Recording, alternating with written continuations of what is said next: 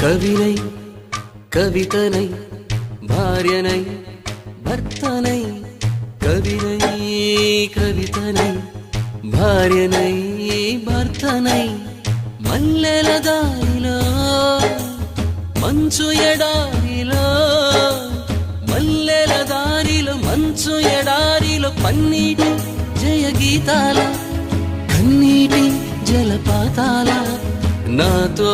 నేను అనుగమిస్తూ నాతో నేనే రమిస్తూ ఒంటరినై అనవరతం కంటున్నాను నిరంతరం